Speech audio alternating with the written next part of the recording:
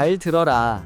공항 보안 당국과 항공사들이 명절과 연말 성수기를 앞두고 특별한 검사 규정을 새로 적용하기 시작했고, 그 결과 설 추석이나 연말에 여행하는 승객의 90%가 자신도 모르게 걸려들게 된다. 특히 60세 이상이고 2026년에 여행을 계획하고 있다면 지금부터 말하는 내용은 평생 꿈꾸던 여행에 오르느냐 아니면 체크인 카운터에서 탑승 거부를 당하느냐를 가릴 수 있다. 공항에 도착했을 때 너는 절차를 다 알고 있다고 생각한다. 평생 동안 국제선은 2시간 전에 도착하라고 들어왔다. 약은 원래 포장 그대로 챙겼고 의사소견서도 있다. 모든 걸 제대로 준비했다고 믿는다. 하지만 당국과 항공사들이 말해주지 않는 사실이 있다. 2026년 1월 1일부터 여권과 신분증에 관한 8가지 핵심 규정이 바뀌며 이는 최신 정보를 모르는 고령 여행자를 정확히 겨냥하고 있다. 나는 60세 이상 여행자의 불만 사례 200건 이상을 분석하고 전직 출입국 심사 책임자들과 직접 이야기를 나누며 현재 실제로 적용되는 규칙들을 정리했다. 대부분의 고령 여행자는 한 번도 들어본 적 없는 규정들이다. 지금부터 8가지 규칙과 간단한 확인만으로 모든 문제를 피하는 방법을 설명하겠다. 그중 3번째 규칙이 가장 많은 탑승 거부와 억류를 일으킨다. 다른 규칙들을 모두 합친 것보다 많다. 그런데도 여행자의 90%는 이 규칙의 존재 자체를 모른다. 시작하자. 8번째 규칙, 여권 6개월 유효기간 함정이다. 대부분의 여행사가 강조하지 않는 부분이다. 여권 만료일은 네가 생각하는 의미가 아니다. 68세 여성 한 명이 태국으로 꿈의 여행을 예약했다. 여권 만료일은 3월 15일, 출발은 1월 10일이었다. 2달이나 남았으니 문제없다고 생각했다. 하지만 체크인 카운터에서 바로 제지당했다. 태국은 입국일 기준으로 여권이 최소 6개월 이상 유효해야 한다는 설명을 들었다. 그녀는 2주 후에 귀국한다고 말했다. 소용없었다. 결과는 환불 불가 항공권 약 350만원 손실, 전부 날아갔다. 왜냐하면 현재 80개국 이상이 이 6개월 규정을 엄격하게 적용하고 있기 때문이다. 아시아 대부분, 지역 일부 아프리카 국가, 심지어 카리브해 휴양지까지 포함된다. 이 시스템의 핵심은 네가 이 규칙을 알게 되는 순간이 항상 캐리어를 들고 카운터 앞에 서 있을 때라는 점이다. 네가 해야 할 일은 간단하다. 지금 당장 여권을 확인해라. 여행 날짜에 6개월을 더했을 때 그 안에 만료된다면 즉시 갱신해야 한다. 한국에서는 정부 24나 구청시청의 여권 민원 창구를 통해 신청할 수 있고 처리 기간은 몇 주가 걸린다. 절대 막판까지 기다리지 마라. 규칙은 하나다. 여권은 귀국일 기준으로 최소 6개월 이상 유효해야 한다. 여행기간 중만이 아니다. 국제선 예약 시 반드시 써야 할 핵심 문장은 이것이다. 이 목적지는 여권 6개월 유효기간을 요구하나요? 실용적인 팁 하나. 여권 신원 페이지를 사진으로 찍어두고 만료일 10개월 전에 휴대전화 알림을 설정해라. 그러면 여유 있게 스트레스 없이 갱신할 수 있다. 하지만 만료된 여권은 시작에 불과하다. 진짜 문제는 훼손된 여권이다. 7번째, 규칙 손상된 여권으로 인한 거절이다. 출입국 심사요원들이 비공식적으로 말해준 내용이다. 겉으로는 멀쩡해 보이는데도 보이지 않는 손상 때문에 거절되는 여권이 많다. 71세 부부가 있었는데 두 사람의 여권은 외관상 완벽해 보였다. 하지만 남편은 여권을 살짝 접어 뒷주머니에 넣는 습관이 있었다. 런던행 비행기 탑승구에서 직원이 여러 번 스캔을 시도했다. 결국 메시지가 떴다. 칩 인식 불가. 여권은 결함으로 판정됐다. 그는 항의했다. 겉보기에는 아무 문제도 없었다. 그러나 결과는 바뀌지 않았다. 뒷표지 안에 들어있는 전자칩이 반복해서 접히며 손상된 것이다. 그들은 비행기를 놓쳤고 일정 변경 비용으로 약 260만원을 지불해야 했다. 오늘날 생체인식 여권에는 RFID 칩이 들어있다. 여권을 접으면 내부 안테나가 손상되고 자동 출입국 게이트가 더 이상 이를 읽지 못한다. 2026년부터는 이런 자동화 검사를 의무화하는 국가가 급격히 늘어난다. 네가 해야 할 일은 분명하다. 여권을 절대 접지 말고 항상 평평하게 보관해라. 물에 젖은 흔적 찢어진 페이지 사진면에 보호 필름이 들뜨지 않았는지 확인해라. 사진이 흐려졌거나 외모가 크게 달라졌다면 어떻게 해야 할까? 큰 체중 변화나 수술을 했다면 여권을 갱신해라. 다음에 공항에 갈 때 자동 게이트에서 여권을 직접 테스트해봐라. 통과되지 않으면 지체 없이 교체해야 한다. 실용적인 팁 하나. 딱딱한 여권 케이스를 사용해라. 몇천 원이면 살 수 있고 대부분의 우발적인 손상을 막아준다. 그리고 스캔이 안 되면 즉시 수동 심사를 요청하면서 동시에 재발급 절차를 시작해라. 여권이 문제라고 생각했다면 이제 신분증과 운전면허증에서 벌어지는 일을 들어보면 생각이 바뀔 것이다. 6번째 규칙 국내선 신분증 적합성이 악몽이다. 이 부분이 가장 치명적이다. 유예 기간은 이미 끝났다. 2026년에 고령자를 함정에 빠뜨리는 건 예외 없는 엄격한 적용이다. 신분 확인은 문자 그대로 집행된다. 74세 여성이 손주를 보러 국내선 비행기를 타러 왔다. 그녀는 오래된 형태의 운전면허증을 제시했다. 직원은 확인한 뒤 유효한 여권이나 주민등록증이 있는지 물었다. 국내선이니 필요 없다고 생각해 가져오지 않았다. 그녀는 추가 심사로 보내졌다. 45분 대기 전신 수색을 거친 뒤 통과는 했지만 비행기는 이미 출발했다. 결과는 항공권 변경으로 수십만 원의 추가 비용이었다. 왜 이런 일이 생겼을까? 한국을 포함해 많은 나라에서 현재 기준에 맞는 신분증만 여행 시 인정되기 때문이다. 오래된 형식의 면허증이나 훼손된 신분증은 거절될 수 있다. 네가 해야 할 일은 간단하다. 지금 당장 신분증을 확인해라. 유효기간이 남아있고 상태가 양호한지 점검해라. 국내선과 주변 국가로 이동할 때는 주민등록증이나 여권을 우선적으로 사용해라. 문서가 오래됐거나 손상됐거나 만료가 임박했다면 공식 기관을 통해 즉시 갱신해라. 규칙은 단순하다. 60세 이상이고 자주 여행한다면 모든 이동에 여권을 사용해라. 어디서나 통용되고 불필요한 문제를 피할 수 있다. 그런데 이 정도 규칙이 복잡하다고 느낀다면 유럽에서 새로 도입하는 제도를 보면 더 놀라게 될 것이다. 5번째 규칙 유럽 국경의 생체인식 심사 함정이다. 여기부터는 훨씬 더 침해적인 영역으로 들어간다.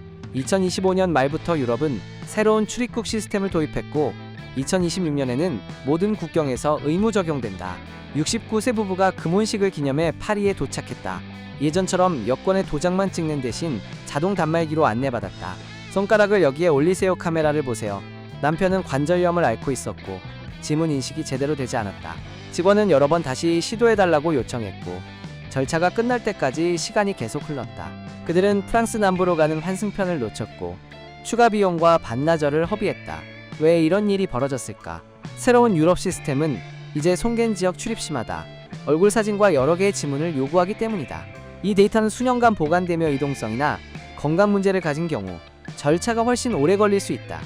네가 해야 할 일은 명확하다. 유럽에 입국할 때는 평소보다 최소 30분 더 일찍 공항에 도착해라. 관절염, 손떨림, 손에 영향을 주는 질환이 있다면 즉시 직원에게 알려라. 대체 절차가 마련돼 있다. 한번 시스템에 등록되면 이후 통과는 훨씬 빨라진다. 유럽 내에서 환승이 있다면 항공편 사이에 최소 1시간 30분을 잡아라. 내부자 팁 하나. 배우자와 함께 여행한다면 첫 입국 시 생체인식 등록을 함께 진행해라. 이후 여행에서는 같은 줄에서 함께 처리된다. 스캐너가 지문을 인식하지 못할 때 사용해야 할 핵심 문장은 이것이다. 제 손에 영향을 주는 의료 문제가 있습니다. 다른 절차가 있나요? 그리고 가장 중요한 점. 유럽의 변화는 여기서 끝이 아니다. 4번째 규칙 대부분의 고령 여행자가 존재조차 모르는 여행 허가 제도다. 2026년 말부터 비자 면제 국가에서 오는 여행자는 유럽에 가기 전에 반드시 ETIAS 여행 허가를 받아야 한다. 72세 여성 한 명이 독일에서 출발하는 강 크루즈 여행을 예약했다. 여권은 유효했고 항공권도 문제없었다. 모든 것이 완벽해 보였다. 그런데 공항에서 직원이 여행 허가를 요청했다. 그녀는 그런 제도가 있다는 사실조차 들어본 적이 없었다. 그 허가 없이는 탑승이 불가능했다. 그녀는 공항 와이파이를 이용해 현장에서 신청을 해야 했고 수수료를 결제한 뒤 승인될 때까지 기다려야 했다. 몇 시간이 걸렸다. 결국 비행기를 놓쳤고 여행 일정에서 하루를 통째로 잃었다. 왜 이런 일이 벌어졌을까? ETIAS는 유럽판 전자여행 허가제다. 탑승 전에 반드시 거쳐야 하는 사전 심사 절차다. 대부분의 신청은 빠르게 승인되지만 경우에 따라 며칠이 걸릴 수도 있다. 네가 해야 할 일은 무엇일까? 출발 최소 일주일 전에 유럽연합 공식 사이트에서 미리 신청해라. 비용은 크지 않고 허가는 여권 만료 시점까지 또는 수년간 유효하다. 하지만 여권을 새로 발급받으면 다시 신청해야 한다. 허가 화면을 휴대전화에 캡처해 보관해라. 규칙은 간단하다. ETIAS를 유럽 여행의 필수 관문으로 생각해라. 한 번만 제대로 해두면 몇 년간 안심하고 여행할 수 있다. 중요한 팁 하나. 이 허가는 여권 번호에 연결된다. 새 여권을 받는 순간 기존 허가는 자동으로 무효가 된다. 즉시 다시 신청해야 한다. 이미 유럽 제도가 복잡하다고 느꼈다면 이제 북미 공항에서 벌어지는 일을 보면 더 혼란스러울 것이다. 3번째 규칙 디지털 신분증의 대참사다. 현재 가장 많은 고령 여행자를 함정에 빠뜨리는 규칙이다. 일부 공항에서는 스마트폰에 저장된 디지털 신분증을 허용한다. 하지만 여기에 치명적인 함정이 있다. 70세 남성이 휴대전화에 디지털 운전면허증을 등록해두었다. 그는 최신 시스템을 잘 활용하고 있다고 믿었다. 공항에서 보안 검색대에 휴대전화를 제시했다. 그러나 리더기가 이를 거부했다. 직원은 이 검색대에서는 디지털 신분증을 인정하지 않는다고 설명했다. 그는 실물 신분증을 가지고 있지 않았다. 왜 굳이 챙겼겠는가? 디지털로 된 것이 인정된다고 들었기 때문이다. 긴 확인 절차와 책임자의 개입 끝에 결국 통과는 했지만 이미 탑승 시간은 지나 있었다. 왜 이런 일이 생겼을까? 디지털 신분증은 일부 공항 일부 검사구역에서만 작동하기 때문이다. 어디까지나 편의를 위한 선택일 뿐 절대적인 보장은 아니다. 스캐너가 작동하지 않거나 휴대전화 배터리가 방전됐거나 직원이 거부하면 그 순간 모든 절차가 막힌다. 네가 해야 할 일은 단순하다. 디지털 신분증을 사용하더라도 항상 실물 신분증을 몸에 지니고 있어라. 디지털은 보조 수단일 뿐 대체 수단이 아니다. 휴대전화를 충분히 충전해 두되 그것만 믿지 마라. 디지털 인증이 실패했을 때 써야 할 핵심 문장은 이것이다. 예비로 실물 신분증을 가지고 있습니다. 그리고 즉시 제시해라. 내부자 팁 하나. 신분증 사진을 휴대전화의 보안 메모에 저장해 두어라. 공식 효력은 없지만 예외적인 상황에서 도움이 될 수 있다. 하지만 이런 혼란은 약과 관련된 문제에 비하면 아무것도 아니다. 두 번째, 규칙 의약품 신고의 함정이다. 보안 검색이 절대 강조하지 않는 사실이 있다. 기준 용량을 초과하는 액체 의약품은 반입이 가능하지만 반드시 신고해야 한다. 71세 여성이 꼭 필요한 액체 보충제를 기내 수화물에 넣었다. 검색 과정에서 제지당했다. 용량이 허용 한도를 넘었기 때문이다. 그녀는 매일 복용하는 치료제라고 설명했다.